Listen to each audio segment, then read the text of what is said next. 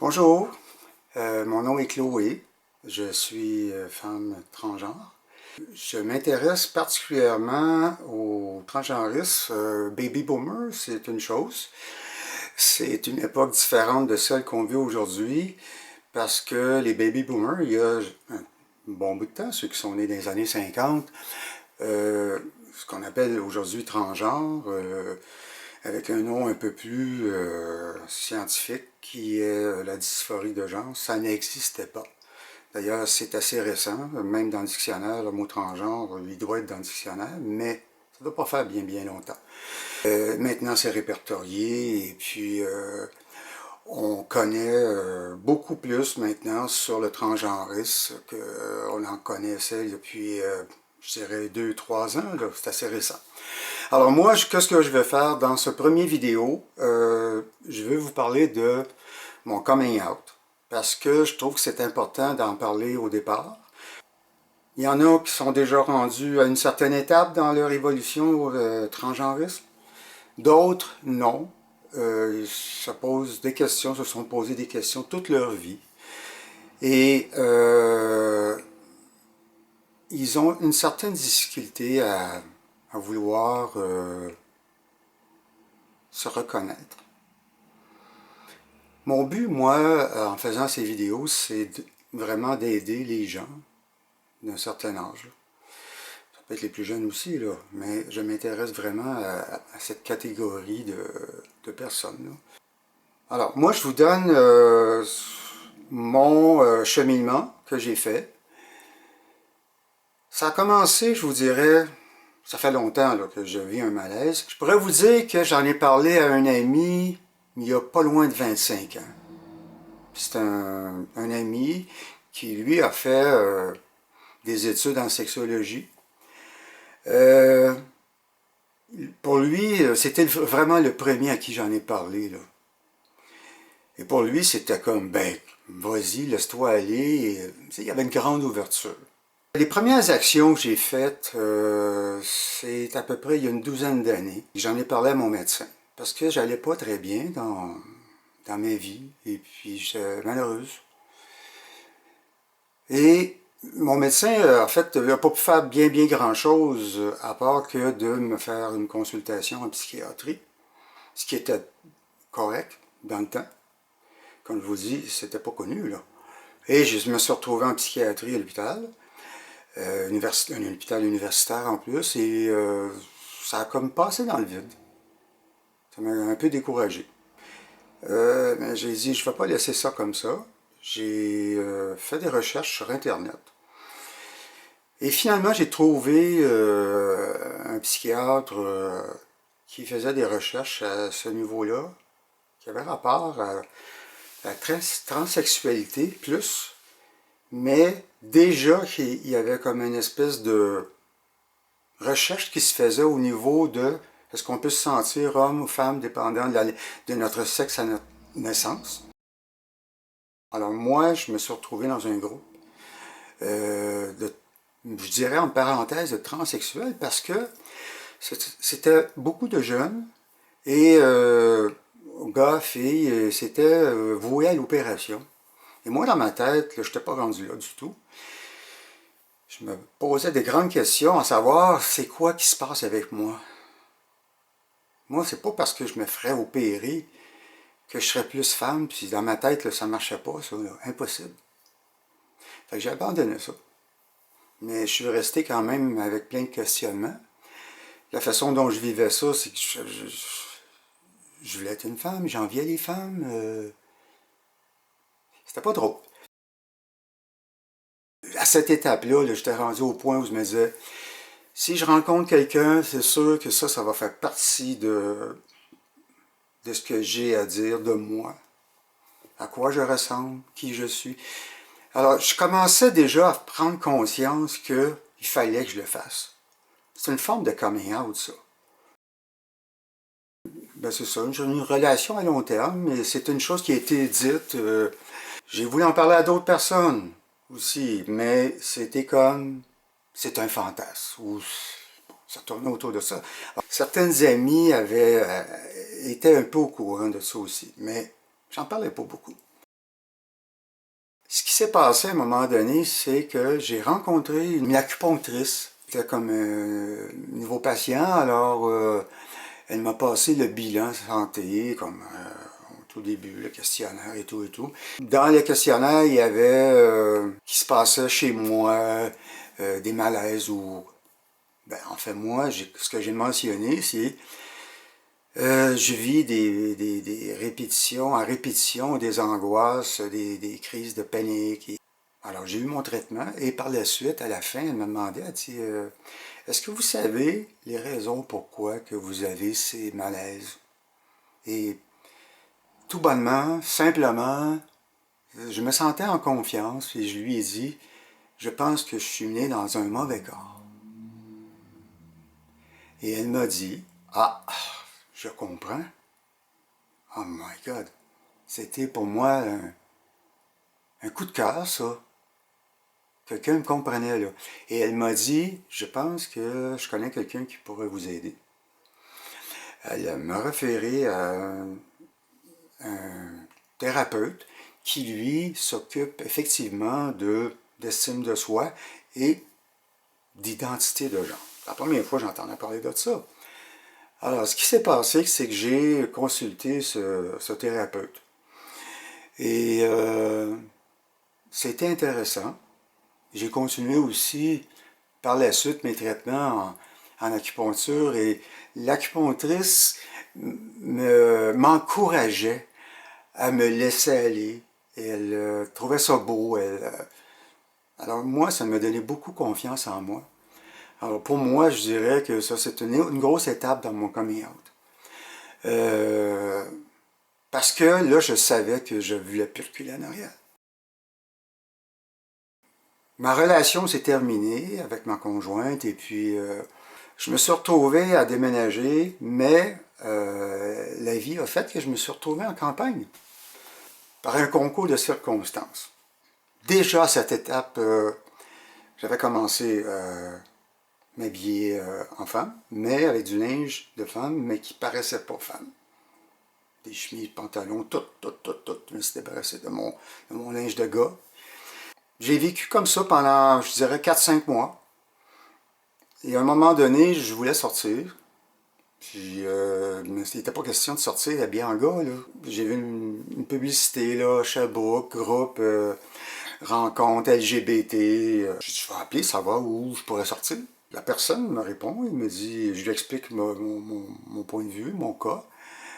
Ben là, il m'a donné l'endroit où je pourrais aller à Sherbrooke. Là, il me dit, ben écoutez, on a un groupe ici, pour transgenres, un groupe de rencontres aux 2 semaines, où des personnes qui vivent la même situation que vous peuvent échanger. C'est supervisé par une personne compétente. Et on m'a invité à aller à une première rencontre d'évaluation pour expliquer mon cas, et puis j'ai expliqué mon affaire, et puis ben, vous êtes à la bonne place, là. Hein? La première rencontre, ben, c'est sûr que ça prenait un nom féminin. C'était anonyme, naturellement. Alors, le nom de Chloé était déjà dans ma tête, puis je me disais, si j'ai à m'appeler un autre nom que mon nom, un nom féminin, ben, ça serait Chloé. C'était choisi déjà. Je suis parti à une première rencontre, habillé en femme, et puis c'était super le fun. Là, je me sentais prête, là. Je pourrais dire que quand je sortais là, pour aller à ces endroits-là, c'était le soir. Alors, je partais de chez nous, je m'en allais là, direct, personne ne me voyait. À un moment donné, c'est ça, là, aux alentours de Noël, j'avais le goût de partir en vacances. Et là, de commencer un vrai coming out, mais pas avec du monde que je connais.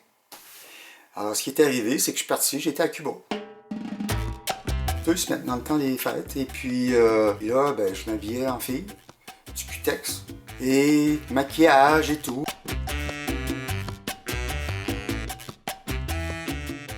Et ça, je le faisais déjà depuis un bon bout de temps, là, mais je le faisais chez moi.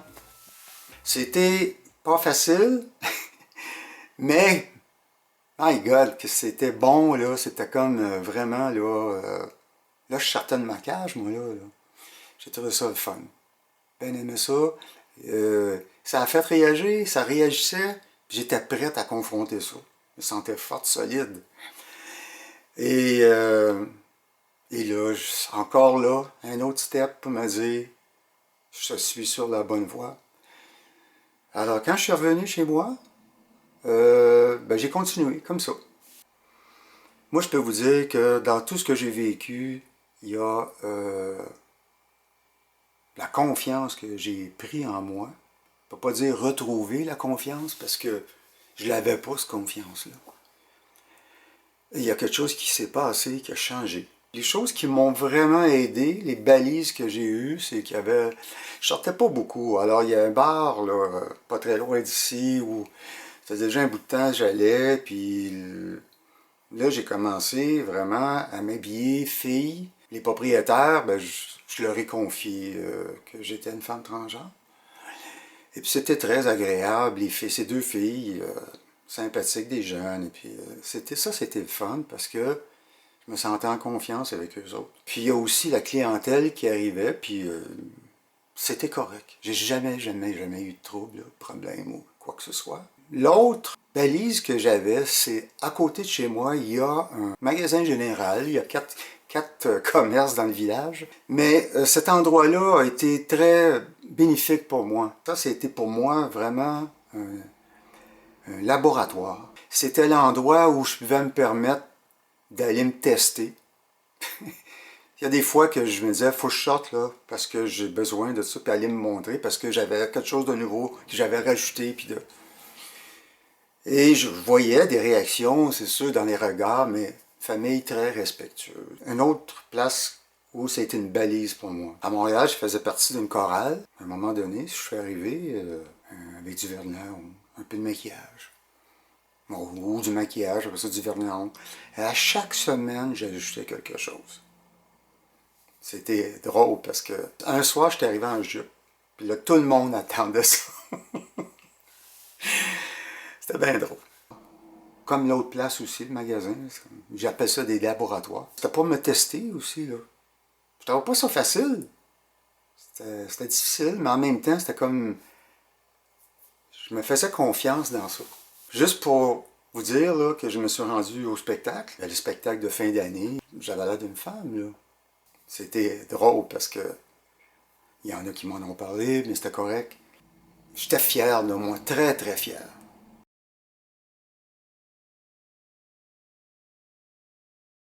À côté de chez moi, il y a ce magasin. Ça faisait déjà un bout de temps que j'allais, puis c'est comme mon garde-manger. On n'a jamais fait allusion à rien, absolument pas, sauf qu'à un moment donné, un peu plus tard, les employés, on est devenus comme camarades, et puis on s'en est parlé. Mais pas la famille. Et je dirais, dernièrement, là, à Noël 2016, je lui ai réécrit une carte, et en leur mentionnant que j'étais ravi de les avoir rencontrés et d'avoir passé à travers une transition. Puis là, je leur ai dit, je suis femme transgenre, je l'ai écrit. Et que grâce, en partie à eux, j'ai pu me donner confiance. Puis j'ai dit, on casse la glace, c'est ça. J'ai dit, maintenant, c'est ça, je m'appelle Chloé. Ils ont été très, très touchés. Et on en a parlé par la suite. Mon père est plus vivant, mais ma mère est vivante. Puis ça, c'était une des premières à qui j'en ai parlé. J'avais une crainte, parce que ma mère me trouvait tout le temps un beau gars, c'est ça. Puis bon, je dis, qu'est-ce qu'elle va dire de ça, tu sais. Mais ça s'est bien passé. Moi, à un moment donné, j'ai eu une passe où ça allait plus ou moins bien. Et puis, là, je me disais, à qui je peux parler de ça? Là, je suis rendu au point où j'ai besoin de parler, là, puis de dire comment je me sens. C'est pas possible d'arriver puis parler de ce que tu n'as jamais parlé. On regarde des fois sur quoi est basée l'amitié, on vient qu'on est capable de... Et ça m'a aidé énormément. Mais on découvre quelque chose à un moment donné, quand on se dépasse dans ce qu'on veut être, ce qu'on veut devenir. Je pense que tout le monde a une bonne idée, chacun de ce qu'il veut. Et des fois, on se prive de certaines actions par peur. Puis qu'est-ce que c'est qui est en arrière de tout ça? J'ai peur de ne plus me faire aimer, j'ai peur de me faire rejeter. Moi, ce que j'ai compris de moi, là, c'est que je me suis oublié pendant longtemps. Et à un moment donné, quand j'ai commencé vraiment à comprendre que je ne pouvais pas vivre autrement, ben, j'ai dit, surtout à l'âge que j'ai, là, je me suis dit, j'en ai plus en arrière de moi que les années qui s'en viennent. Là, j'ai dit, c'est impossible que je revive encore comme ça. C'est ça qui m'a donné la poussée. J'ai perdu des connaissances, entre parenthèses, des amis. Alors, j'ai eu beaucoup de gens qui m'ont entouré, moi, dans ma vie, tout le temps. Mais me retrouver seul avec moi-même comme ça, là, c'est jamais arrivé. Ça a été difficile, mais en même temps, j'ai appris à m'aimer. Par la suite, ben, ça s'est fait avec plus mes proches, la famille. Parce qu'il y a eu un coming out qui s'est fait aussi sur Facebook. Okay? J'avais 2 pages Facebook. Il y en a une au nom de Chloé Cass. C'était des gens qui me connaissaient, là, qui m'ont connu il y avait très peu de temps, ou des amis que j'ai invités sur cette page-là. Parce que je pouvais leur faire confiance, mais les photos étaient pas pareilles, là. J'avais une photo anonyme sur Chloé Cass, mais je l'ai gardée l'autre. Mais j'étais anonyme. Alors je voulais la fermer, mais je ne savais pas que je pouvais le faire. La modification du nom sur ma page habituelle. J'ai ajouté Chloé dans mon nom. Et là, j'ai fait un coming out dans une publication à un moment donné. Et là, j'ai dit, oui, vous vous trompez pas. Trompez pas, c'est la même personne. Et le coming out s'est fait comme ça sur Facebook. Moi, si j'ai un conseil à vous donner, les gars, les filles, si vous sentez que vous n'êtes pas dans le bon genre, avec le sexe de votre naissance, je vous dis, allez-y. Ne laissez pas aller ça. Là, je parle plus pour les gens de mon âge. On se retrouve souvent dans des situations où on a bâti des familles, le travail. C'est assez difficile de défaire tout ça à un moment donné puis dire moi je veux vivre en femme, je veux vivre en homme. C'est des gros changements. Puis moi je l'ai vu comme ça. Tous les peurs, tous les craintes, ça se passe entre les 2 oreilles. Il faut se faire accompagner, il faut être prêt pour faire un coming out. Parce que ça peut être dramatique si on fait un coming out, puis on n'est pas prêt intérieurement. Il faut être prêt intérieurement. Moi, je vous dirais de consulter. Le transgenrisme, c'est plus connu maintenant. Préparez-vous. Il n'y a pas d'âge pour ça. Si on regarde le nombre d'enfants qu'il y a aujourd'hui, qu'on voit, là, ça éclot, ça change. C'est incroyable cette année, comment ça a évolué, là. Mais dites-vous que tous les baby boomers, c'est la même affaire. Ils ont vécu ça dans leur jeunesse, sauf qu'il n'y avait personne pour les écouter. Moi, mon but dans ma chaîne YouTube, c'est vraiment d'expliquer mon parcours et puis dire que il n'y a pas d'âge pour ça. Puis moi, je peux servir d'exemple, tant mieux. Si vous avez des questions, vous pouvez m'écrire. Je vais mettre des liens ou vous pouvez aller chercher de l'information, mais écrivez-moi si vous avez des questions, des suggestions aussi. Puis pour d'autres vidéos aussi, d'autres thèmes. Le prochain thème dont je voudrais parler, ça serait probablement justement l'historique. À partir de ma jeunesse, là. La transition, je vais en parler éventuellement. Bonne chance, puis abonnez-vous à ma chaîne. Ça va me faire grand plaisir, je vous répondrai le plus rapidement possible. Au revoir.